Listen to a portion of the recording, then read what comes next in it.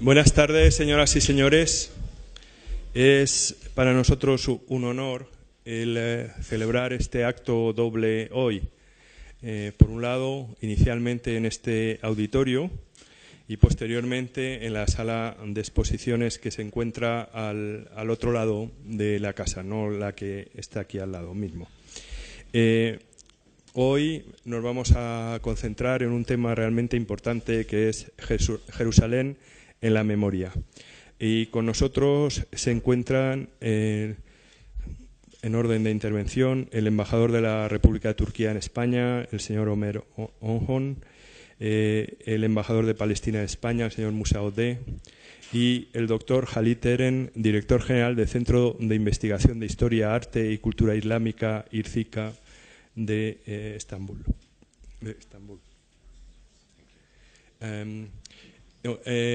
Quiero destacar que esta es hay una primera presentación y posteriormente una exposición.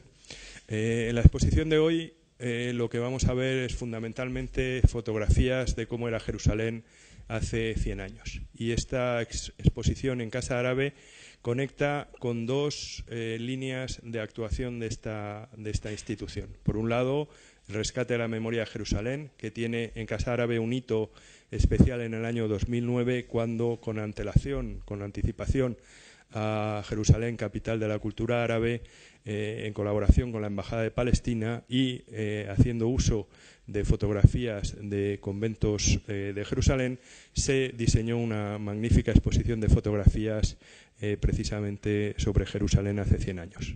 Por tanto, estamos trabajando en la misma línea, estamos intensificando precisamente ese rescate de la memoria.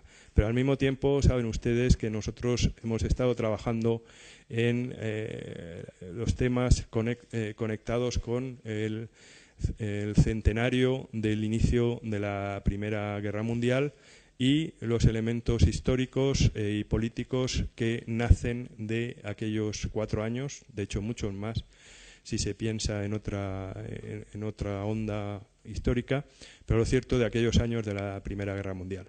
Hemos tenido oportunidad la semana pasada de escuchar a la señora Gudrun Herrer referirse a la evolución posterior de territorios bajo el Imperio Otomano hasta el fin de la Primera Guerra Mundial. Hemos tenido ocasión también de abordar este tema específicamente y sobre todo de abordar la historia del cónsul español en Jerusalén, Antonio de la Cierva y Levita, conde de Bayobar, que entre 1913 y 1919 fue cónsul español y que acabó siendo el único cónsul, prácticamente el cónsul universal durante 11 años. El cónsul universal de 11 países durante los últimos meses de la Primera Guerra Mundial. Llamo la atención de nuevo sobre esta figura porque su libro Diario de Jerusalén, publicado por la editorial Nerea y actualmente agotado en 1995, fue traducido al inglés y publicado en el año 2011, con la suerte de que a partir del 2015 contamos con una edición mucho más económica que la del 2011. Les recomiendo la lectura de este diario en su versión, ya digo, de momento casi agotada, en castellano o en la versión inglesa, porque precisamente es un buen complemento a la exposición que vamos a inaugurar hoy. Por tanto, sin más, y después de desearle la bienvenida, paso la palabra al embajador de la República de Turquía en España. Muchas gracias.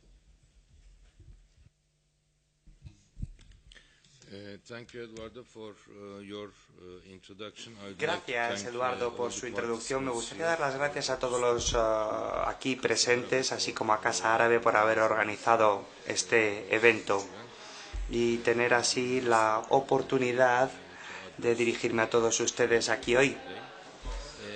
Voy a limitarme a un periodo específico de Jerusalén. Jerusalén tiene la misma historia que toda la humanidad. No creo que nadie pueda afrontar un periodo de tiempo tan amplio en tan poco tiempo. Por lo tanto, Como les decía antes, voy a compartir con ustedes algunas consideraciones relativas al periodo otomano de Jerusalén. Los otomanos dirigieron Jerusalén desde hasta el 1970, unos 400 años, sin ningún tipo de excepción. Bueno, un periodo de 9 años. Mohammed Ali Pasha tomó Jerusalén de manos de los otomanos de 1831 hasta 1840. Aparte de este breve periodo de 9 años, Jerusalén estuvo bajo administración otomana. El sistema administrativo del Imperio Otomano era el siguiente. Los territorios del imperio eran dirigidos por sistemas administrativos y en aquellos tiempos Jerusalén era parte de un sistema general y después teníamos el periodo de independencia en 1872 hasta finales de la Primera Guerra Mundial. Sanjactis son los administradores que eran designados directamente desde Istambul a partir del siglo XVIII. Tenemos también algunas familias locales de Jerusalén cuyos miembros también fueron designados administradores del Sanjak. Husseini y Halevi son nombres de familias que tuvieron un papel muy destacado en el periodo subsiguiente a la época otomana. Vamos a analizar qué aportaron los otomanos a Jerusalén y en este sentido creo que cabe destacar las actividades de construcción y también reforma y restauración de la ciudad. Tras tomar el control de Jerusalén en 1570, la actividad de rehabilitación más importante se produjo en el periodo del sultán Suleimán. En primer lugar, se reconstruyeron las murallas de la ciudad antigua de Jerusalén, que habían sido construidas décadas antes, que se estaban cayendo literalmente y por tanto era necesario reconstruirlas. Estas murallas a día de hoy siguen en pie y se conocen como las murallas de Canoni. Después hubo grandes acciones para mejorar el sistema de canales y poder transportar aguas a Jerusalén desde zonas limítrofes y también se construyeron una serie de depósitos y un sistema adecuado para que la población pudiera disfrutar de agua en la ciudad. No voy a entrar en muchos términos técnicos, arquitectónicos de los otomanos, pero creo que es importante destacar que hay docenas de construcciones, bazares, todo tipo de edificios que siguen siendo funcionales a día de hoy. La actividad de construcción en Jerusalén se realizó a la par que iba creciendo el imperio.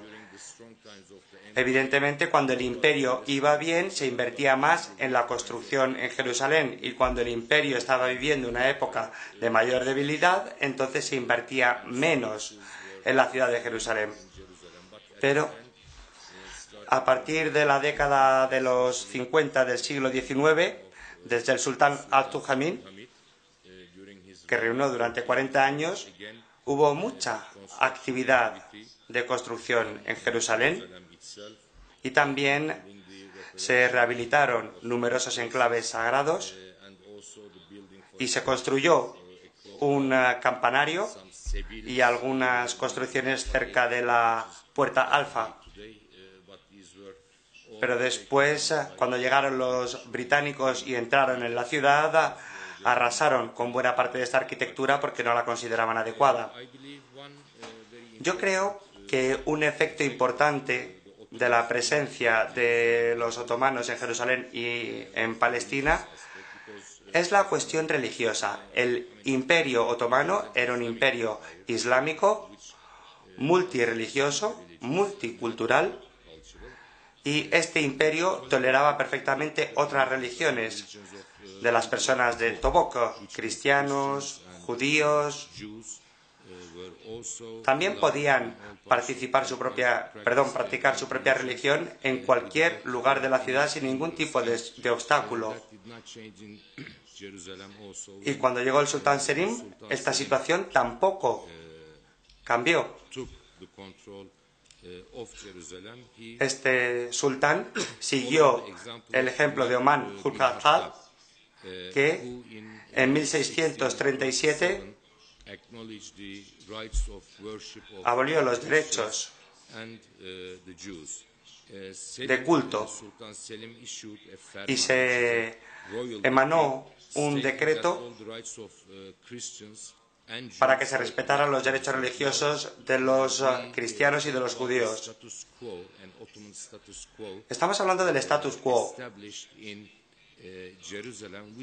que en Jerusalén se sigue aplicando incluso a día de hoy, a pesar de la difícil situación de la zona. El problema en Jerusalén, en el periodo otomano, hubo una cierta paz a causa del status quo, pero en aquellos tiempos seguía habiendo conflictos entre distintas sectas cristianas, los ortodoxos y los latinos. Y en numerosas ocasiones el conflicto entre ambas facciones provocó fallecimientos, heridos, así como numerosas revueltas. El status quo fue establecido en 1757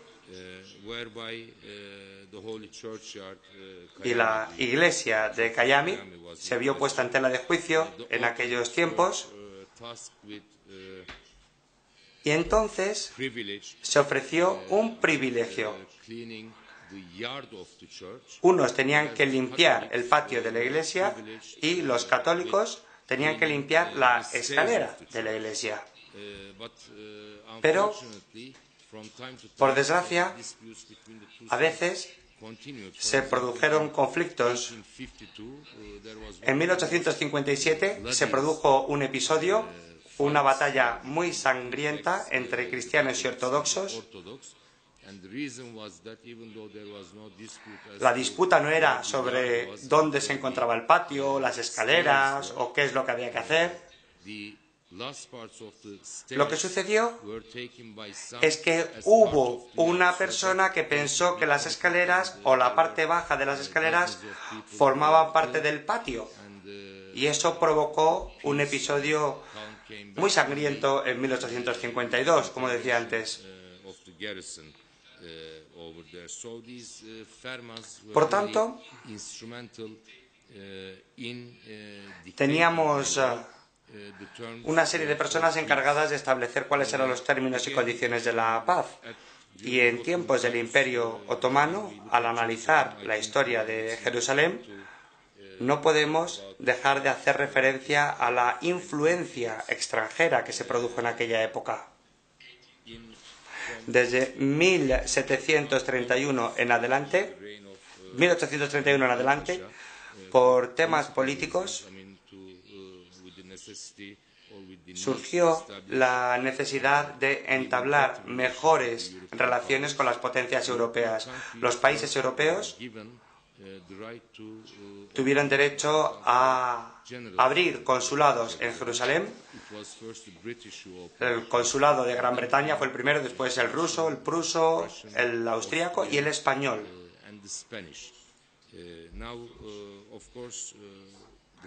Evidentemente, el funcionamiento de estos consulados provocaron intentos de influir en toda la ciudad. No sé si es aquí donde comenzaron los grandes problemas de Jerusalén, pero realmente el establecimiento de los consulados marca una época distinta. Hubo un enfrentamiento grave entre los franceses que protegían a los católicos y los rusos que protegían a los ortodoxos. Y los enclaves sagrados fueron la causa de la guerra en 1853, que fue seguida posteriormente por la guerra de Crimea. Esto demuestra hasta qué punto se producían injerencias de otros países en esta zona. Otro factor importante en la historia de Jerusalén, al igual que en el resto de Palestina, era la cuestión democrática. Los otomanos, hasta cierto punto, eran muy cuidadosos a la hora de mantener la demografía de la región. Pero especialmente después de 1870, por desgracia, la situación se complicó cada vez más. Cada vez fue más difícil controlar la inmigración a Jerusalén. Aunque este tipo de inmigración desde fuera estaba prohibida, de acuerdo con numerosas leyes, podemos decir en cualquier caso que las organizaciones sionistas empezaron a comprar terreno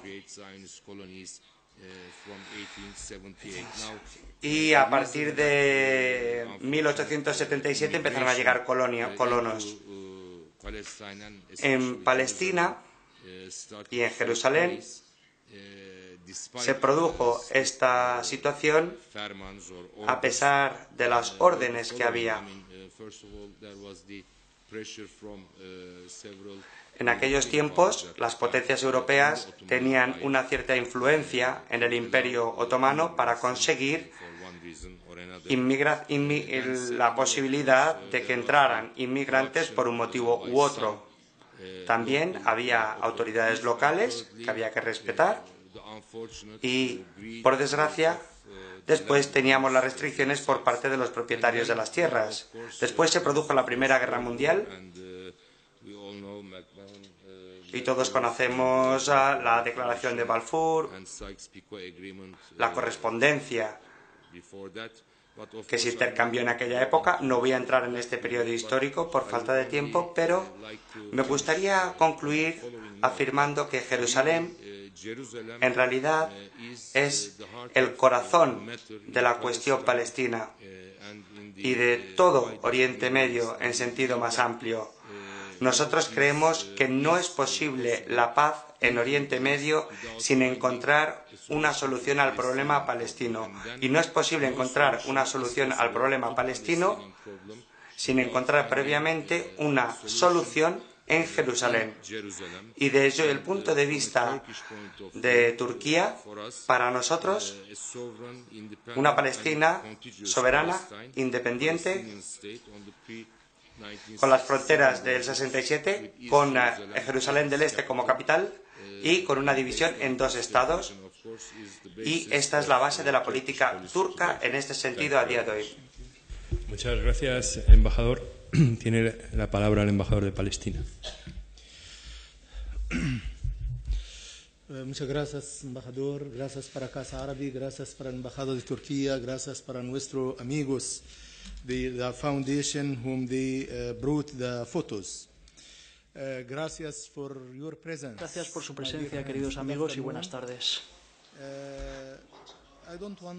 No voy a referirme demasiado al pasado, sino que voy a centrar mi atención en el presente y en el futuro. teniendo en cuenta la importancia de Jerusalén para la estabilidad de nuestra región. En primer lugar, voy a abordar 2 o 3 aspectos que son importantes para los palestinos, que son los indígenas de Palestina, incluido en Jerusalén. Antes no había nadie aparte de nosotros en Jerusalén. Somos los descendientes de los primeros pobladores que vivieron en Jerusalén. Ha habido 14 invasiones a lo largo de la historia, pero los palestinos seguimos allí. Una de esas invasiones fue la hebrea. Los palestinos tenían sus dioses, sus creencias, y los hebreos tenían una nueva religión. Muchos palestinos se convirtieron al judaísmo. Los palestinos, al llegar el cristianismo, se convirtieron muchos de ellos. Los palestinos que eran palestinos, que no venían de fuera. Y cuando llegó el Islam, muchos palestinos se convirtieron al Islam, esas mismas personas. Así que nosotros los palestinos nunca hemos tenido problemas derivados de la religión. Nos enfrentamos a un problema auténtico cuando hay una ocupación. Y hablamos de Jerusalén porque Jerusalén es un factor esencial del conflicto actual de Oriente Medio. Quisiera que sepan que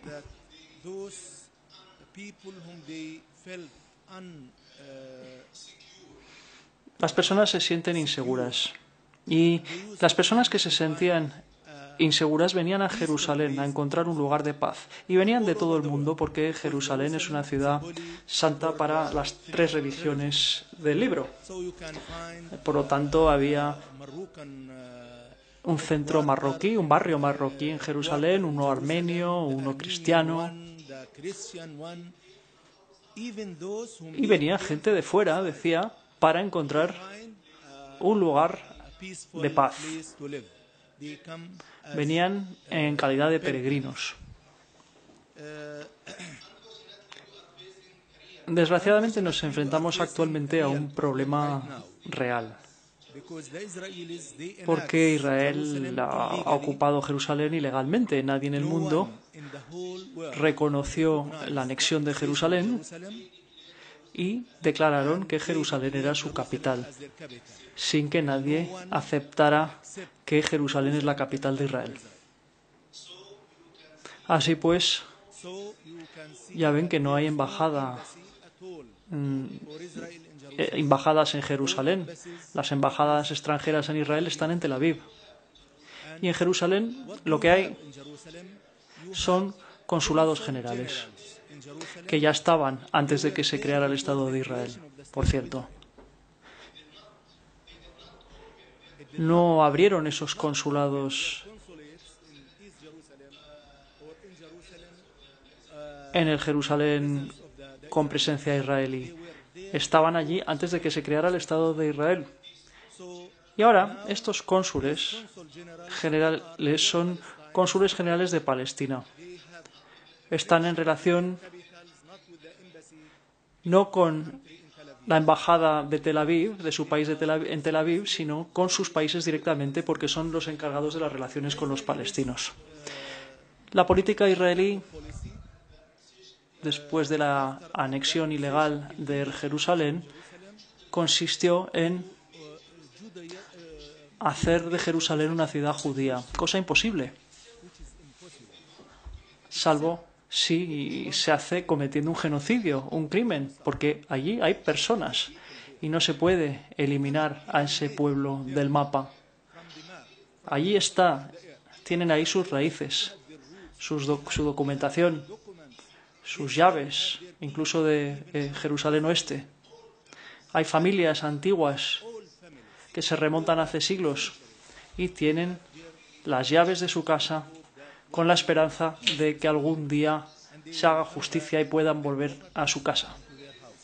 Los israelíes The Israelis now they have half of the tienen la mitad de los asentamientos which is illegal asentamientos ilegales de acuerdo con la legislación internacional y las resoluciones de la ONU. Tienen la mitad de los asentamientos en la zona de Jerusalén. La han hecho cada vez más grande porque la han anexionado.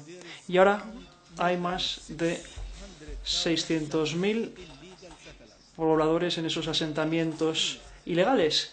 more than half of La mayoría son extremistas.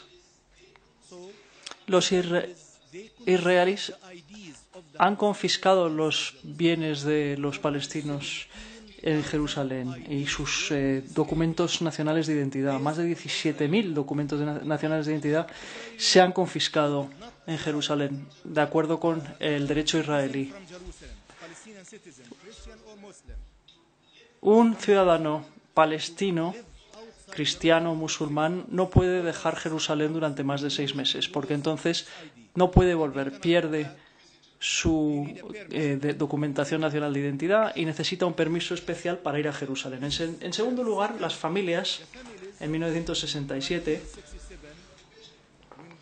cuando tuvo lugar la ocupación, las familias eran familias normales de 6 o 7 personas, 5 personas. Ahora son 30, son 40, después de más de 40 años. Así que la casa que tenían en Jerusalén era pequeña para esas familias y por lo tanto han pedido que se construyan casas, que la ocupación israelí les dé esas licencias de construcción. Y los israelíes no dan esas licencias, pero apoyan incondicionalmente a los inmigrantes, a personas que vinieron de fuera para vivir en la zona de Jerusalén, porque quieren cambiar la estructura poblacional de Jerusalén para que los palestinos sean una minoría en Jerusalén Este. Para renovar su vivienda, ya saben que las casas antiguas de Jerusalén son pequeñas y hay que renovarlas, pues no les dan permiso para ese tipo de renovación en Jerusalén. Fuera de Jerusalén, si vives fuera, pierdes la documentación. Y en el último mes, los israelíes han promulgado una ley que les permite confiscar cualquier bien inmueble de palestinos que viven fuera de Jerusalén. ¿Y a dónde pueden ir estos bienes? Estos bienes irán a parar a las organizaciones de los asentamientos, que traen a personas que poblarán los asentamientos de fuera. Y eso se les quita ilegalmente a los palestinos. Los israelíes no quieren marcharse de Jerusalén. Destruyen su casa y se les fuerza a pagar lo que se necesita para la demolición. Pagan. Pero no hay derecho. Y no es aceptable. La comunidad internacional no debe aceptar que esta situación siga así indefinidamente. Es muy doloroso el ser de Jerusalén y no poder ir a Jerusalén. Nuestro pueblo de Jerusalén, que no está allí y que quiere participar en la Semana Santa, que fue hace un mes, pues necesitan un permiso del ejército israelí para poder participar y no les es fácil ir. ¿Por qué? Jerusalén no es una ciudad judía. Jerusalén no es una ciudad cristiana, tampoco es una ciudad musulmana, es una ciudad para todos. Y no puede controlarla una sola religión, basándose en la religión. Es un territorio palestino, es una tierra palestina. Y nosotros, como palestinos, garantizamos la libertad religiosa en Jerusalén. Nadie necesitará un visado para ir a Palestina ni a Jerusalén para hacer peregrinaciones cuando Jerusalén sea palestino. Porque es para todos ustedes, es para la humanidad. Desgraciadamente, los israelíes lo quieren para sí solos. Y esto no ocurrirá nunca. Y lo saben. Saben que esto nunca ocurrirá. Hacen lo que pueden para que no sea así, pero nosotros los palestinos jamás lo permitiremos. Nunca cederemos ante los israelíes y seguiremos nuestra lucha y nuestra resistencia para hacer justicia para la causa palestina y para darle libertad al pueblo palestino, el último pueblo ocupado. Es una responsabilidad que le incumbe a la comunidad internacional poner fin al último conflicto terrible de la historia moderna. Necesitamos nuestra libertad, nos la merecemos y la deseamos y queremos la ayuda de la comunidad internacional. En vez de más conflictos necesitamos más paz. A nosotros la guerra no nos interesa. Lo que nos interesa es la paz y la justicia. Y la paz y la justicia no podrán prevalecer con la ocupación israelí. Aceptamos a Israel como parte de Oriente Medio, pero siguen sin aceptarnos. Los israelíes, en 1967, cuando ocuparon Jerusalén Este,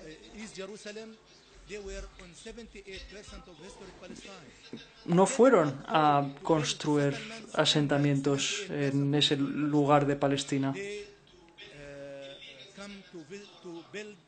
Vinieron a nuestro lado a construir asentamientos ilegales. Nosotros queremos la paz, pero es que nos están quitando nuestra tierra y están construyendo asentamientos ilegales y además son muy extremistas los que pueblan esos asentamientos. Jerusalén es nuestra capital.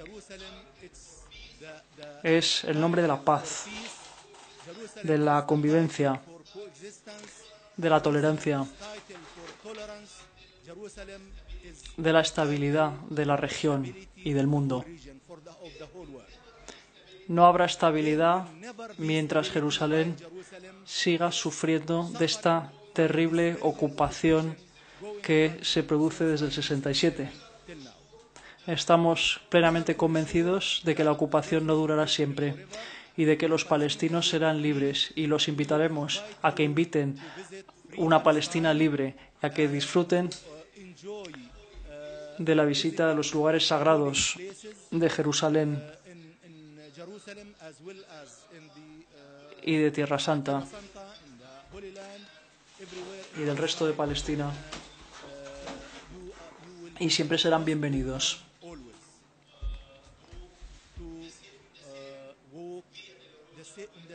Podrán pasar por la vía dolorosa donde Jesús trabajó en el corazón de Jerusalén. Ahora no se puede, no podemos. Necesito un permiso para ir ahí. Aunque viva allí mi hermano, yo no puedo ir a Jerusalén. Necesito un permiso del ejército israelí para poder ir a mi capital, a Jerusalén. Queridos amigos, muchas gracias por su presencia. Gracias también a Casa Árabe y a nuestros amigos turcos por este acto. Hablar de Jerusalén es algo que nos llega al alma. No es la primera vez que hablamos de Jerusalén en Casa Árabe. Ya lo hicimos en el año 2009, en el 2010, cuando celebramos Jerusalén como capital de la cultura árabe. En ese momento hubo una magnífica exposición y hoy tenemos otra fantástica exposición que cuenta con su presencia. Muchas gracias, y Jerusalén será libre y estará abierto a todos. Será un ejemplo de paz y justicia. Muchas gracias.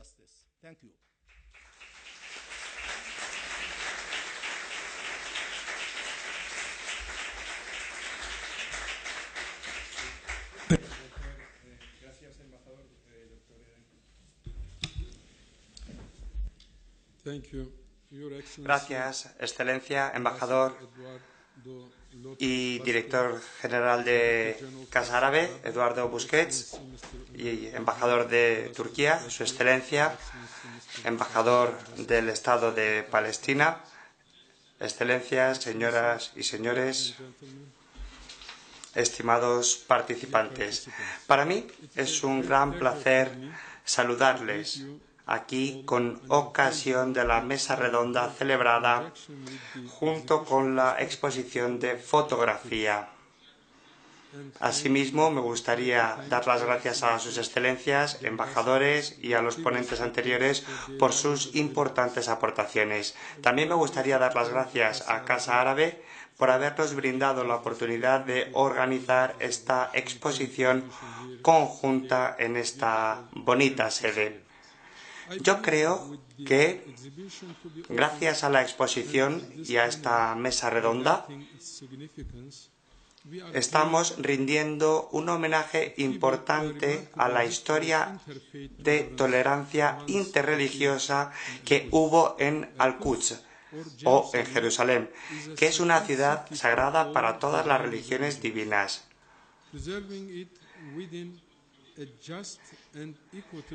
Conservarla en un entorno justo y equitativo, político, social y cultural es un objetivo importante para todo el mundo. Al-Quds ha experimentado una alternancia política y cultural con distintas religiones a lo largo de los siglos, como en el caso de Al-Ándalus. Al-Quds estuvo bajo el dominio de los estados musulmanes desde el primer siglo del Islam hasta 1917, excepto en el caso de breves intervalos de tiempo. Según la creencia musulmana, el profeta Mahoma ascendió a los cielos desde la roca sagrada, el Qubat al-Sahra. La mezquita Al-Aqsa es el primer qibla musulmán y Al-Quds es la tercera ciudad sagrada después de la Meca y Medina. En el año 637, el califa Omar bin Khattab llegó a la ciudad y allí ubicó el enclave de la mezquita Al-Aqsa. Proclamó algunos decretos, algunos de los cuales permitían una cierta seguridad para los no musulmanes, libertad religiosa, iglesias, monasterios y santuarios. Elaboró una lista de los lugares sagrados, uno por uno. Este decreto se convirtió en un documento jurídico ejemplar de tolerancia religiosa como referencia para futuros dirigentes musulmanes. Durante los 400 años que la ciudad estuvo bajo el Imperio Otomano, la ciudad siguió recibiendo visitas de fieles de todo tipo de religiones. En el año 1452, el patriarca griego ortodoxo Atanasios mostró el decreto original al sultán otomano Mehmed II, firmado por el mismo califa Omar. El patriarca pidió que se reconfirmaran los mismos derechos para la comunidad. De esta forma se reconoció la autoridad del patriarca en la administración de la iglesia, la sepultura o el sepulcro sagrado y otros enclaves religiosos. El documento original se encuentra en los archivos otomanos en Estambul. De la misma manera, el sultán Selim I, que llegó a Jerusalén en 1517, confirmó los mismos derechos y libertades a todas las religiones cristianas. Su decreto se encuentra conservado en los archivos del Patriarcado Armenio de Jerusalén. Los siguientes dirigentes hicieron lo mismo, y así fue sucediendo a lo largo de todo el Imperio Otomano, en el cual se realizaron distintas obras públicas, renovaciones y actividad de construcción. El patrimonio cultural y arquitectónico se ha conservado independientemente del carácter religioso de cada monumento. Los dirigentes otomanos siguieron con las labores de renovación y conservación en la región hasta que perdieron su autoridad sobre la región en el año 1917. Algunos aspectos de estas obras se pueden contemplar en esta exposición. Nuestro Centro para la Investigación de la Historia, el Arte y la Cultura Islámica ha realizado numerosas actividades en relación con el patrimonio cultural de Jerusalén. Esta organización se ocupa de la cooperación islámica y se ocupa también de la investigación sobre la cultura islámica, las artes, las ciencias, estudios arquitectónicos, la conservación y la documentación del patrimonio cultural. Asimismo, promueve la cooperación intergubernamental, realiza programas de investigación así como estudios sobre el terreno, publicando sus resultados para concienciar a la población de todo el mundo. Aquí cabe destacar algunas publicaciones sobre los waqfs y monumentos de Palestina, así como series, registros de Al-Quds y documentos de investigación que se encuentran en los archivos oficiales del Estado otomano. De esta forma se ha podido mantener todo este patrimonio y recientemente se celebró una conferencia sobre la conservación del patrimonio islámico en Al-Quds con la presencia del viceprimer ministro de la República de Turquía el 28 de noviembre de 2015 en la sede de este centro. Desde 2005, este centro de investigación ha realizado un programa de varias dimensiones titulado Al-Quds Jerusalén 2015 para el estudio y la conservación del patrimonio islámico de la región. En el programa se incorporaron seminarios y algunos trabajos sobre el terreno. Facultades de arquitectura de distintas universidades del mundo colaboraron en dicho programa. Asimismo, tenemos un sistema de documentación y archivo muy importante en toda la zona, incluyendo los álbumes del Palacio Yildiz del reino del sultán Abdulhamid II desde finales del siglo XIX hasta principios del siglo XX. Ahí tenemos un álbum que contiene 468 fotografías de Al-Quds seleccionadas de esta colección y otras. También tenemos otro álbum con una serie de fotografías seleccionadas en nuestro archivo que se publicó seguidamente en 2009 en varias ediciones, en inglés, en árabe y en turco. Después, este mes, se ha publicado otro álbum con una comparativa de fotografías históricas indicando distritos y monumentos comparándolos con los nuevos. Asimismo, pretendemos organizar otras exposiciones en el futuro para concienciar sobre la herencia y patrimonio multicultural que tenemos en la región. El presidente de Turquía inauguró una exposición recientemente durante la sesión del Comité Permanente de la Organización de la Conferencia Islámica y seguidamente en Ramallah se inauguró otra exhibición el 4 de enero por parte del presidente del Estado de Palestina y el secretario general de la Organización para la Conferencia Islámica. La exhibición actual o exposición actual está formada por una serie de fotografías, 36 en total, seleccionadas del Palacio Yildiz, que proceden de las épocas más predominantes del periodo otomano. Ahí vemos distintos monumentos, escenas de la vida cultural y social de distintas comunidades religiosas. Me gustaría aprovechar esta oportunidad para dar las gracias a Casa Árabe y a su director general, el señor Eduardo López Busquets, por toda la cooperación que nos han brindado. Asimismo, deseo dar las gracias a la Embajada de la República de Turquía en Madrid y al embajador Ömer Unon por haber coordinado este evento. También deseo manifestar mi gratitud a la Embajada del Estado de Palestina en Madrid y al embajador señor Musa Odeh por su colaboración. También deseo concluir dando las gracias a nuestro distinguido público por su atención.